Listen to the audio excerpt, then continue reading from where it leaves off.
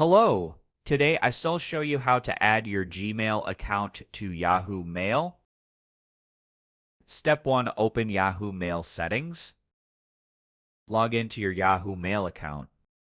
In the left sidebar, click the three-dot icon at the bottom below Folders, then select Settings from the pop-up menu. Step 2. Add Gmail to Yahoo Mail. In the left menu, click Mailboxes. Click the Add Mailbox button. Choose Google from the list of providers. Enter your Gmail address, sign in to your Google account, and grant permission to connect it with Yahoo. After authorization, your Gmail inbox will be synced and appear in your Yahoo Mail. Linking your Gmail to Yahoo Mail is a quick and useful way to manage multiple accounts in one place.